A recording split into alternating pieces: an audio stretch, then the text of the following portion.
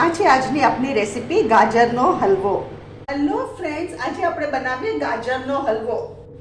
એના માટે મેં શું કર્યું છે, આ નાની વાડકી ઘી અહીંયા ગરમ કરવા મૂક્યું છે. આટલી સાઈઝની આપણી વાડકી છે. બીજી સામગ્રી શું જોશે?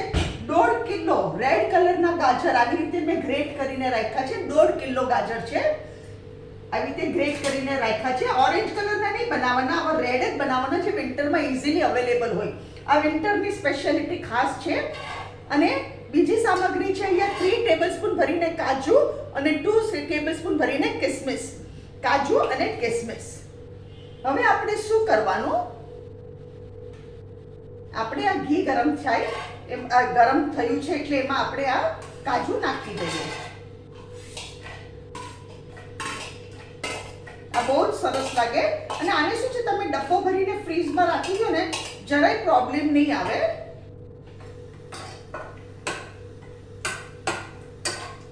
અને જરા ગુલાબી કલર ના થાય કે આપણે કાઢી લઈએ.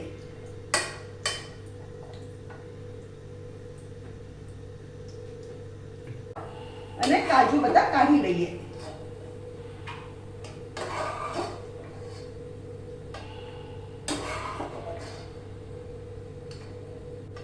આમાં છે ને ઘીનું ખાસ ધ્યાન રાખજો, ઘી ઓવર નહીં લેતા. ઓવર ઘી રહેશે ને તો પછી છે ને ઠંડુ થાય ને એટલે ઘીનો થર જામી જાય, એટલે એ જરાય સારું ન લાગે. આપણે ઘી ઓવર નહીં લેવાનું.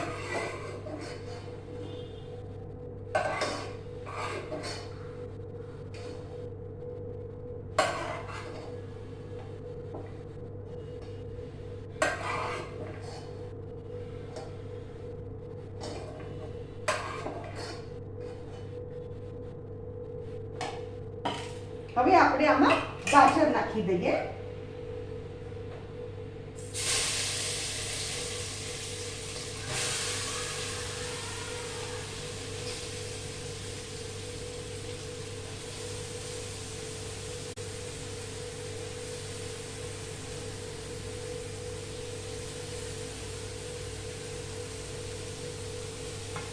મેં મારી ચેનલ પર દૂધીના હલવાની રેસીપી શેર કરેલી છે. આજે આપણે બનાવીએ છીએ ગાજરનો હલવો.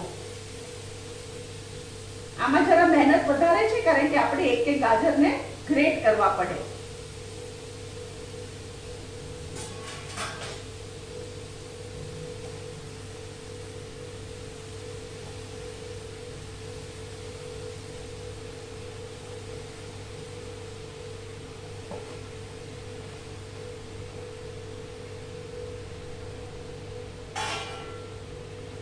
બધું ક્લિયર કરી કાઢીએ, જરાય વેસ્ટ નહીં જવા દો.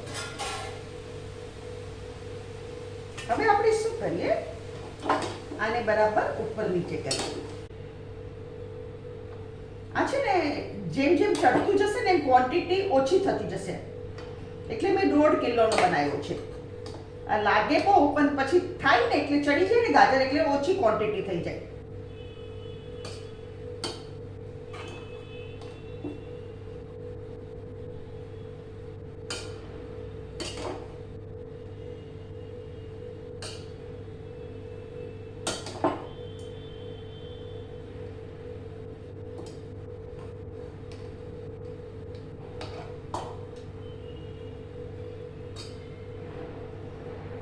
હવે હું આને શું કરું છું, આને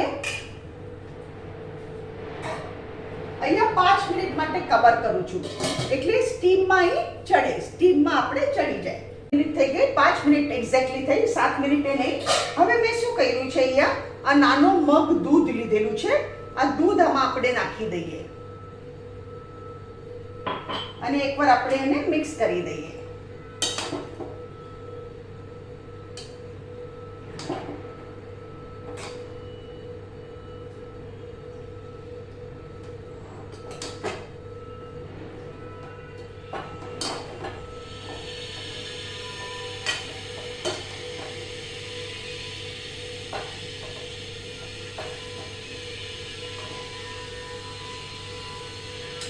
આવી રીતે સ્પૂનથી છે ને તમારે કાઢી લેવાનું. જે ચમચામાં હોય ને એ આવી રીતે સ્પૂનથી કાઢી લેવાનું. આને છે ને વાર લાગે, આ ઈઝી નથી, આને વાર લાગે. એટલે આમ ઈઝી છે, રેસીપી ઇઝી પણ ઇટ ઇઝ ટાઈમ કન્ઝ્યુમિંગ. હવે આપણે શું કરશું, આને હું ઢાંકી દઉં છું. હવે હું આને 7 મિનિટ પછી ખોલીને ઉપર નીચે એકવાર કરવાનું, એવી રીતે આપણે 7-7 મિનિટે કરવાનું. અપ્રોક્સિમેટલી તમે સમજો ને, અને અડધો કલાક તો થશે જ.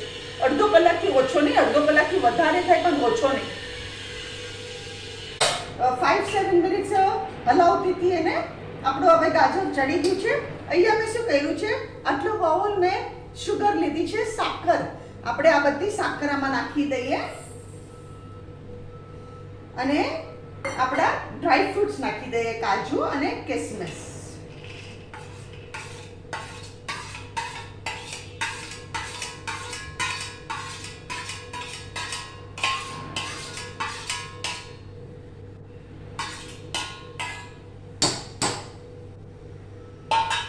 હવે આને એકવાર આપણે મિક્સ કરી દઈએ.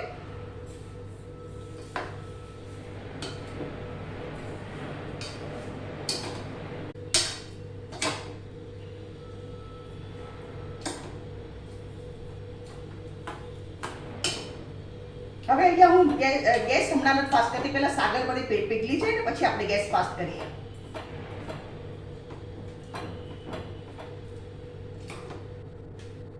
અને ઘી એકદમ છૂટું પડે પછી આપણે હલવો રેડી.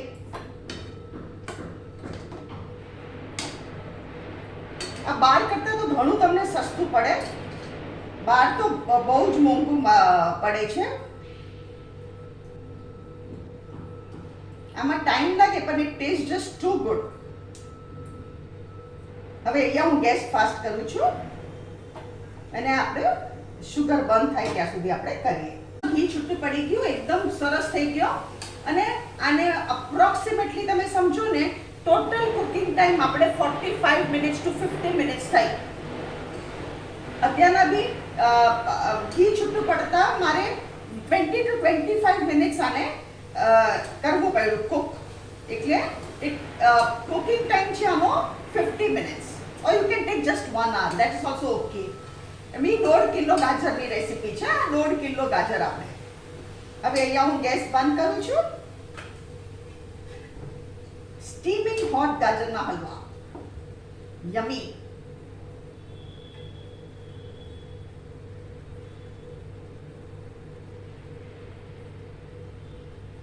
ફ્રેન્ડ્સ, આ છે ગાજરનો હલવો, આજની રેસીપી. તમે જરૂરથી ટ્રાય કરો. You must try this recipe. અને તમે મારી ચેનલને જરૂરથી સબસ્ક્રાઇબ કરો.